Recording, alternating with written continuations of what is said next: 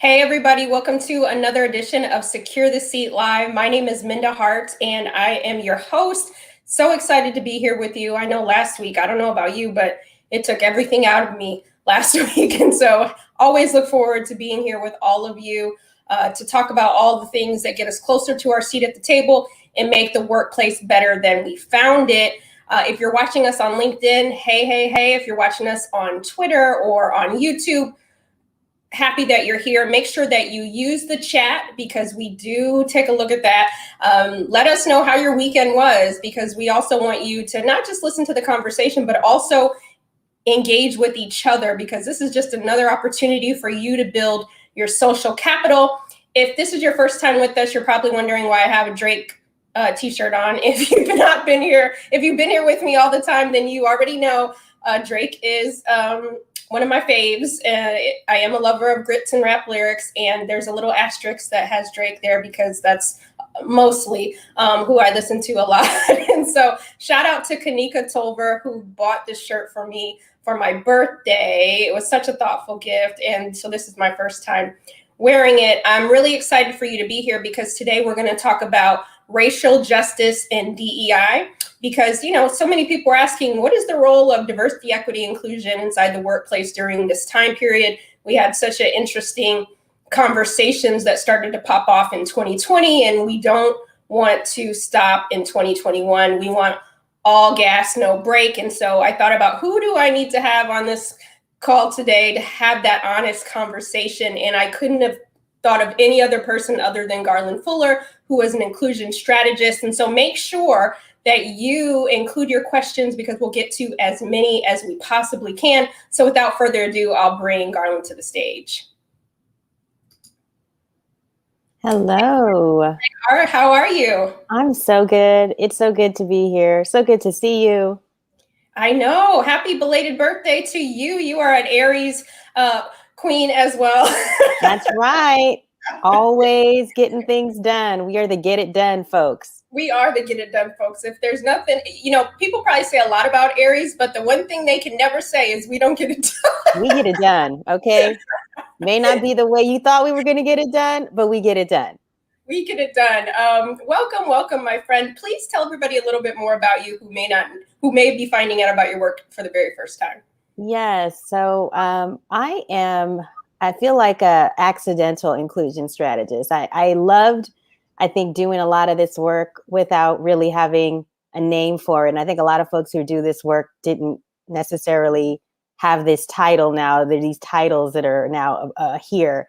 But I've been in, I'd say DEI probably, if I go back to college from like public health, like when I used to do public health workshops on campus. But in terms of now, a big part of the work that I do is working with leadership within, organizations to say, hey, we need to look at what we're doing and how we're doing it and who's at the table, who's being included, who's not. And so a big part of the work that I think enjoy doing is having those conversations, coming up with the strategies that we need in order to make these things actionable, sustainable, and just, not only coming from myself. I don't think it's one person's job. It's everyone's responsibility to make sure that people are being, accounted for and having their say. So that's a big part of me and the work that I do. I've become a board member now of some,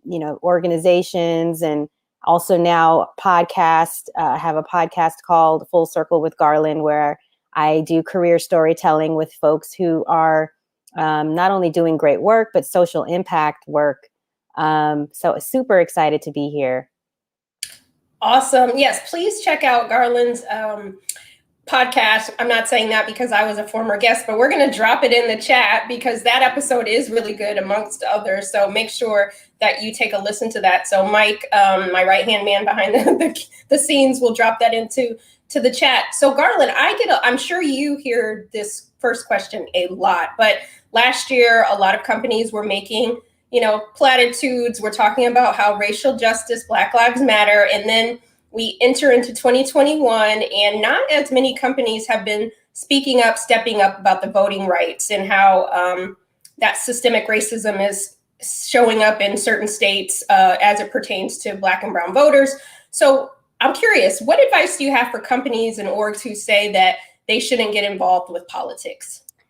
I really feel like if you're going to step into this, like you said, all gas, no brake, like you need to be 100% in it. We're at a point now where, yes, making a statement, putting up a black square, hashtag, whatever group is, the thing to do. But now it's walking the talk. It's the action. It's you saying, I am 100% behind this. And I think when people say it's politics, I'm like, it's not necessarily, oh, we don't want to get involved. This is literally the Voting Rights Act of 1965. This was legislated that prohibited racial discrimination in voting. And so if you are going to give your employees the day off, which most organizations I know, they're very big on, take as much time as you need to vote. Well, if people are being prohibited from voting because you're making it difficult for them, that's an issue. And it's specifically if you're, discriminating against a particular group and you say you're BLM and, stop anti-Asian hate, you're doing all of these things. But then when it's time for you to stand up, it's very difficult for you to speak out of both sides of your mouth, so to speak. So I think it's critical that you stand up and say, we support this. This is something that, this is the next step in saying we're for racial justice. Well, then how are you for it? What are the actions that you're taking? So I do believe that it's critical for organizations right now to not shy away, because it's not only when it's convenient and when it's fun, it's when it's necessary. This is the hard work. This is the work that we talk about all the time in the DE&I space. Absolutely. Listen, tambourine moment. You want to know what the next step is? This is it. Thank you. Thank you, Carla. This is it. This is it. I mean, you have to stand up when it's time to stand up. That part. I mean, and so often people are like, well, what is the next step? And it's like, there are some steps, just saying it and putting the black square is not where the period ends. So there's more to do. Yeah, that's the prologue. That's like you saying, okay, I'm ready to enter the conversation. I'm ready to read the book. But are you actually, chapter 1, we need you to stand up. Chapter 2, we need you to show up.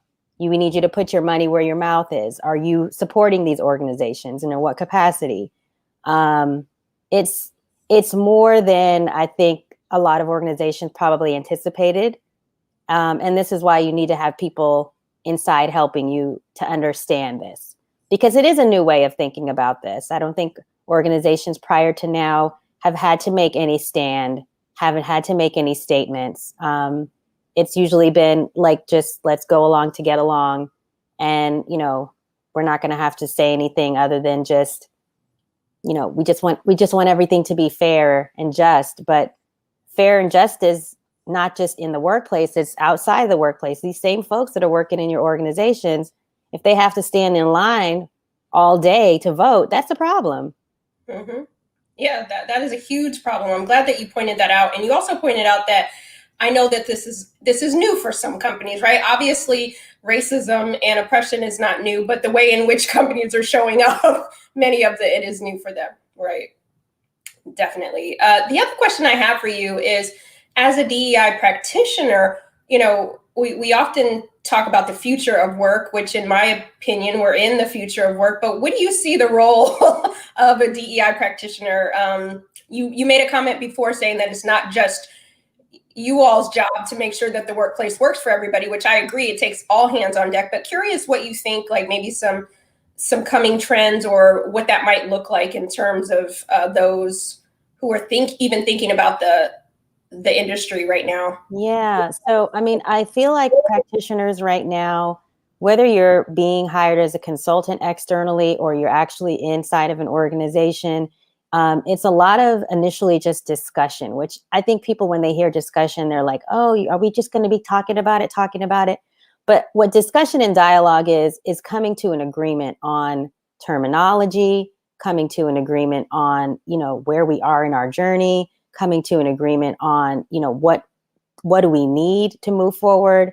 I know everyone's ready to jump into action and can we just get this done? But if we don't talk about it first, because there's so many things that need to be fixed and you can't fix everything in one shot.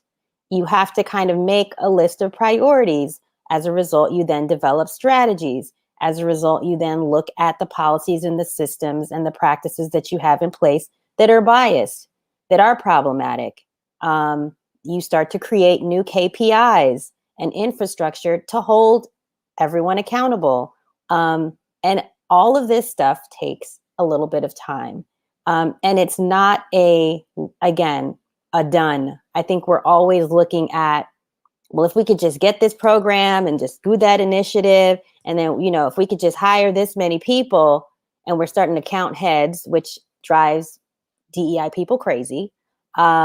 It's not just checking boxes. If you want to make this long-term, you want to make this sustainable, actionable, it takes looking at everything and really making us, well, why do we do this? Do we do this practice because this is the way we've always done it? And if we're doing it this way, who's being left out of the process? Are we looking only at performance based upon what one person says? Are we looking at a 360? I mean, there's a lot of things you have to look at. And so I don't know that I agree with you. The future of work is now, particularly because I think so much is being brought forward. Nobody can say they didn't know people of color were having such a hard time in the workplace now. If you're saying that right now, I don't know where you've been. Women are having a hard time in the workplace. I mean, the amount of women that have left, because of the pandemic, because we just didn't even have sustainable childcare and sustainable, elder care and some of the things that women shoulder when they're in workplaces. So I think we are talking about looking at what is working and what is not working. We're also looking at flexible work schedules right now. Everyone has been either loving to work from home or dying to get back into an office. And so if you're the group that's yeah, I could actually be working from home for a very long time, organizations need to say, well, you know what? If this works better for you, let's look at what that could look like. Because if you're productive, you're happy, you're feeling like your needs are being met, that's the future of work. That is the future of work. And that's the interesting thing, right? It's so many, like you said, so many companies and, leaders are well, let's just, when's the start? When do we bring everybody back to the office? Get the date out there, right? And it's no, is this right for everybody? Maybe some people need to come back and some people can have those hybrid schedules. And I think to your point, as leaders, we have to be willing to be nimble. We have to be flexible. And that's what the future of work entails, is that flexibility. Yes, flexibility. Leaders need to be learners and not knowers. That's what one of my guests said the other day, Aiko Bethea. She said, we're in a space where if you're a leader, you're used to being the person who everyone comes to for answers and knows, and that's not enough. You need to be learning and hearing other opinions. And if it doesn't sound like something that is going to work for everyone, you need to be open to thinking about it differently.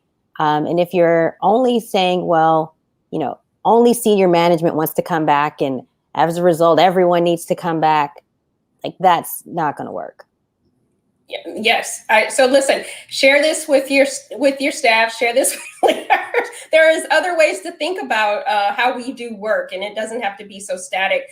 One question that I see here in the chat, Garland, is what do you think the relationship should be between HR and DEI practitioners inside? Yeah, this is an interesting question. This is like a marriage that could get really sticky.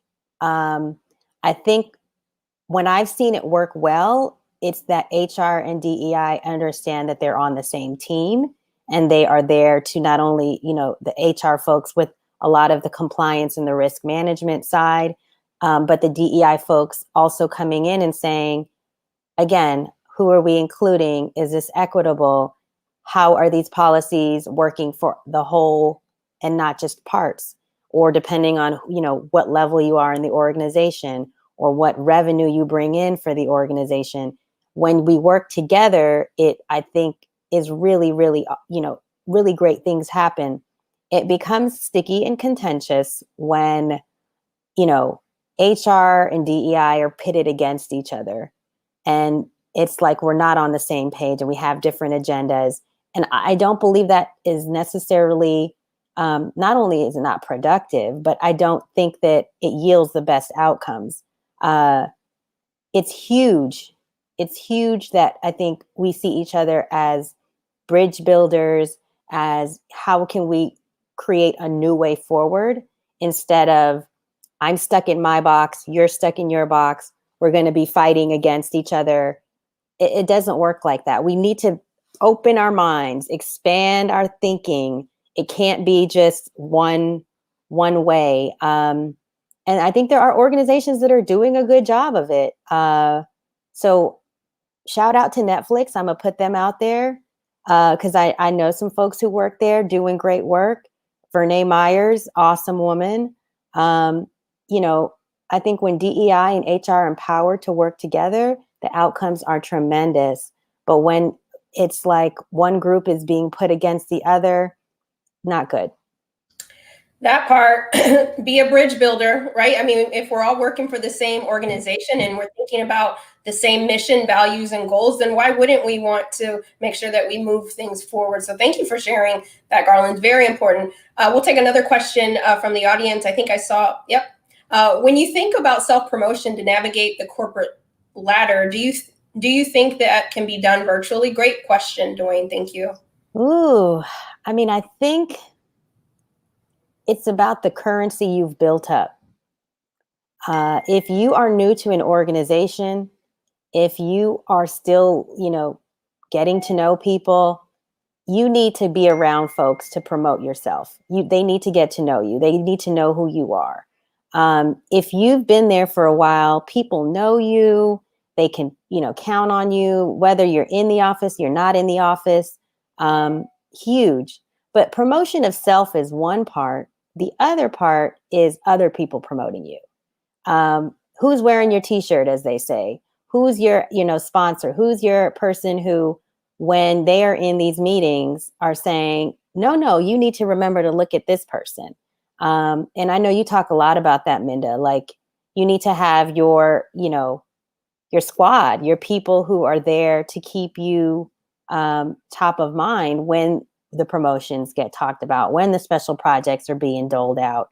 And so I think if you've built up enough currency in your organization where no one questions your ability, no one questions your performance, what you can do it virtually.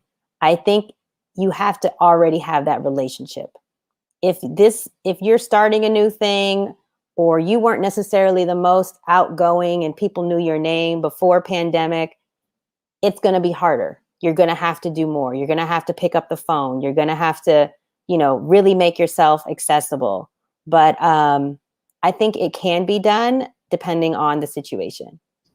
Yes. I love that comment. Who's wearing your t-shirt? That is what we should be thinking about. Who is saying our name when we're not in the room, all of those things. And to Garland's point, I do believe you can create that social capital in the workplace, but it's going to take a little bit of a different strategy, right? So that might be showing up a few minutes before on the Zoom link so people can see your face. Because sometimes you have, senior leaders who are there waiting before it begins. So maybe you're able to pop up and get a little small talk in, right? Maybe you're able to use the chat and put out some ideas so people see your name and think, that's interesting, and they keep seeing your name. So think about who you can reach out. I know it sounds old school, but sometimes you got to pick up that phone. Sometimes you got to let them know you exist, right? You're doing good work. So I love that so much.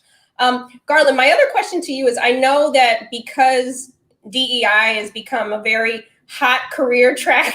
Yes. A lot of people in the audience are probably thinking, how do I get into it? I want to transition careers. What advice would you have for those who don't have traditional DEI experience, but they're thinking about their transferable skills and want to dip their toe in that water? Yeah. So I totally think you can do it. I think your ability to translate your skills is huge. So, if you're doing analytical work, the lot of the analytical work that happens within this space is, data analytics. We have to measure, right? Because what gets measured is what gets done. And so if you're very good with analysis of data, that's a big area. If you're a project management, project coordinator type, someone who likes having projects that need to be put together, program management, being a chief of staff to a CDO might be your thing. If you're more of the, psychology, anthropology, organizational management, culture building is huge right now. And how are we building our culture? What does our culture look like? Looking at our employee resource groups and business resource groups and managing those. If you're a marketing communications person, so right now you have to tell the story of an organization. You have to tell the story of, what's our employee experience like? And so if that is your area of expertise, there are quite a few positions that are available within that arena. If you're more, employment law, legal, like again, investigations and things like that, there's, I think, a spot for you. And if you're someone who's entrepreneurial and you're like, I want to get out here and, take my lived experience, because that's huge, on why a lot of these things aren't working or what things that I envision as strategies to move forward, pick your area of expertise or your sector or whatever it is, and just focus on that. I think there's so much work out here right now. I think you definitely need to know your why. Why are you jumping into this? Because it's not, there are days where you're feeling like you made 2 steps back. There are days where you feel like you made 4 steps forward. There are days where you feel like you're running in place.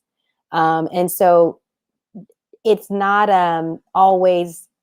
it's not every day's a good day. Some days you're like, I don't even know why I'm doing this. But then some days you're like, oh my God, this happened. And so we made some progress. So be okay with the fact that this is a marathon and not a sprint. Don't get into this thinking, oh, we're going to fix this in 10 years. Because as someone who's been in that about half that time, like it's still going. It's going to take a while. Thank you for keeping it real. But also, something that you dropped some gems right there about people's lived experiences and learning how to tell your story. Because if you could tell your story, articulate that in a way which shows that you do have experience and expertise in what you've helped do in the organization, what you've experienced. So don't discount that. But also too, Garland mentioned to you, just because you're seeing those jobs maybe on LinkedIn or, wherever, Indeed, wherever you're looking around, make sure that you don't just do it because you see the check or you think that, this is going to, get me some fame or whatever. I understand everybody has their various reasons, but this is hard work. Let me just tell you. It's hard work. And when you're in the interview process for these jobs, ask questions about where they are in their journey, what support you're going to have, what budget you're going to have, because there's nothing worse than thinking, oh, we're hiring this person and they're going to be our fix-it. They're going to come in here and they're going to just fix all of our DEI problems. And as I said, it's everyone's responsibility. It's leadership's responsibility more so than anybody's, because they are not only setting the tone and setting the charge for how serious the organization's taking it. The decisions that get made are happening not with the DEI person, they're happening with the leadership. And so make sure that you're aligned very clearly on the goals of the organization and the leaders, because if they're thinking you're going to come in and, just make everything right, it's setting yourself up for failure. Yeah, thank you for sharing that when you do get the role, you don't have to be Jesus. you can't do No, miracles. we cannot turn water into wine. Not yet, at least. Not yet, not yet. Coming soon, perhaps. But Garland, wanted to ask you, as you know, I am a lover of grits and rap lyrics, so it's time for our bonus questions. I hate that at around this time on a Monday because I know we're close to an end, but what is your favorite rap lyric and why? This was like the hardest question of all the questions. Like, I mean, that's like picking children. So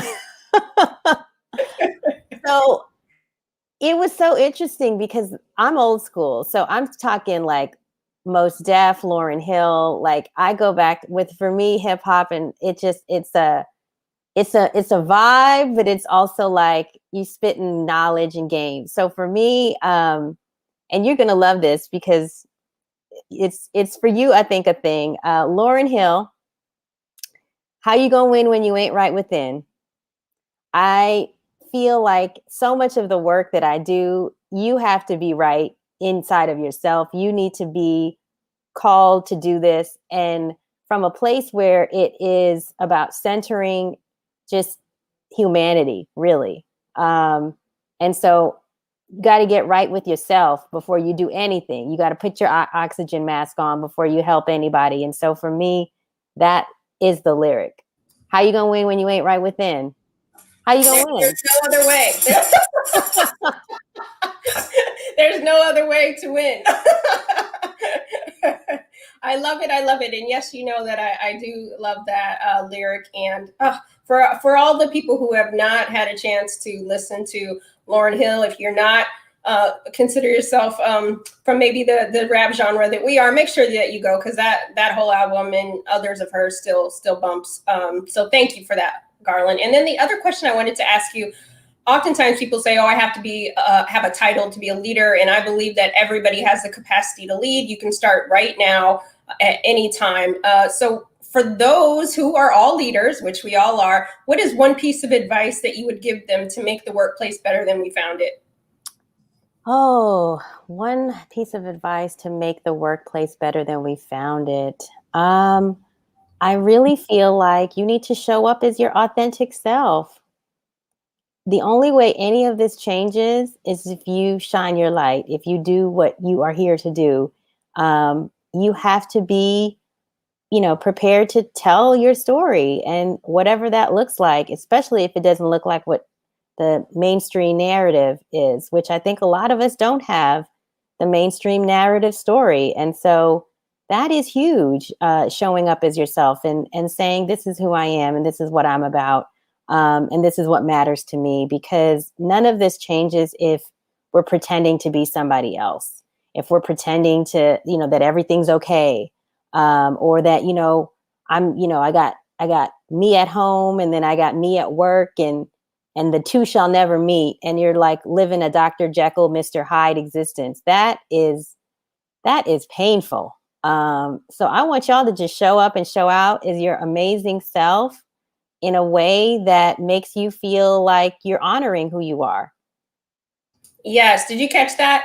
Honor who you are, right? And Garland's not saying you have to tell everybody your business and be best friends with everyone. That's not what she said. She said, bring the pieces of yourself that they need to see. Yeah. I mean, and what I mean and exactly that. So everyone has to earn the right to hear your story too. So there, the people who are disingenuous and not really giving you the warm and fuzzies when you walk in the room or you get on the Zoom, or I think everyone knows how to read a room energetically, how it feels when you're there. So if you're not feeling the love, we're not talking about those folks. We're talking about the allies. We're talking about the people who are going to, again, wear your t-shirt. I know culturally we're sometimes told not to talk about certain things, but I mean, this has been a tough week last week. It was tough. All that was going on. If you're not feeling too hot, hey, this has been a tough week for me. It's just been really, really hard because of all that's been happening in the news, and it makes me feel this type of way. And I may need a little bit of time where if you don't hear from me, it's because I'm not feeling too hot right now. You should be able to say that. Yeah, yes, you should. You should be able to say that, or maybe I need to reschedule this meeting that we have, right? You know, think about even as the trial, the verdict is coming soon. Think about what you need to create those safeguards for yourself so that you can be right within. So don't be afraid to put yourself first. And like Garland said, honor yourself. Garland, before we go, I have to ask. I didn't ask you because I was scared of the answer. But how do you like your grits? Oh, I think I'm a salty grits person. I mean, and I love sweet, but I think because I've had so much yummy savory grits recipes, like I'm here for the salt. Okay, good. I know we were soul sisters being, April babies, but I'm like, I don't know if my heart can take her telling me that she puts sugar in her grits. Oh no. I mean, oh, okay, good. not to say that if someone presented to me and said I would taste it, I would eat it. But if I have a choice, we're going savory. If you were on an island and that was the only thing to eat, you would. That's right. Sugary grits. Okay, I get it. Listen, what's coming up for you? Where can people find you, support you, all the things? Yeah, so garlandfuller.com has all the things that I'm doing. So I am having a masterclass on April 30th. It's called Land Your Next Opportunity. The outside is opening back up. Vaccines are being, distributed. I think organizations are deciding, we need to get back into the swing of things. So hiring is actually up right now. So this whole scarcity mentality of, I can't leave my job because we need to just throw that away. If you are not in the spot you feel like you need to be in, please, sign up for my masterclass because I'm going to help you to land that next opportunity so that you're able to, feel successful and be successful. Having been, in recruiting and talent acquisition for over 20 years, I know what you need to say, what you don't need to say, what you should share, what you should not share, how you should share it. And just how to stand out. Because I think there's so much out there right now. And so you need to be very intentional and focused on what you want to do next and show up in the way you need to show up in order to get that. And so I'm excited to be able to offer this because I feel like now is our time, folks. Now is our time. Now is our time. So listen, go, we're dropping the website in the link. Make sure that you sign up, even if you're like, well, that's not me right now. Somebody who could benefit from the webinar, from the masterclass. Okay, so yes. Share the information. Part of us securing our seat at the table is making sure people in our lives also get their seat too. So make sure you share that resource. Awesome. Garland, any final words for people this week? I know, like we said, last week was a doozy. I don't know what's ahead. I'm trying to stay optimistic, but give people just some energy as they go into the work week this week. Yeah, I mean, take care of yourself. That's not what I'm telling people. I mean, for myself, like, take care of yourself. I don't watch the videos anymore because my spirit can't handle it. I can't do it. When it comes to the news and stuff, I figure out a way to get it so that it's not coming in video for me because I feel like that's sometimes overwhelmed. So I read my news because I like to feel like I can take my time to digest it visually and just, so don't feel like you need to carry all of this. You can take it in waves, take it in buckets. You're going to find out about what's happening. So don't feel like you need to be breaking news first person. If you find out about it 2 hours after it happened, if you find out about it, from reading an article instead of watching, a breaking news report, just take care of yourself because that's all you can do. And just love the people around you, love on the people around you. I'm here for us to know when we've had enough. And I know that's a huge thing for you too, Minda. Like you can set boundaries around what's too much for you. And so if it's too much for you, you need to take a social media break and take a social media break. Just take care of yourself. Yes, thank you. Thank you so much. The last thing we want to share with you is I started my company back in 2015 and a year into the company, I said, you know what, it's not happening. We're not celebrating women of color in business like we should. And so created the Women of Resilience Awards. And so those happen, we're going on our 5th year this year. It's online for a 2nd year. So if you don't have anything going on May 13th, join us. The tickets are free. One of our sponsors, Banfield Pet Hospital, is helping us make that possible. So we want to shout them out. So come and join, enjoy, celebrate us. As Garland said, this is your time. So we'll drop that link in there as well. Garland, thank you so much for just an honest and real conversation. Always appreciate the work you do. Everybody else watching, thank you so much. Share this episode out. Sign up for the masterclass that Garland's hosting this month, and take care of yourself and keep securing your seat. We'll see you next Monday at noon.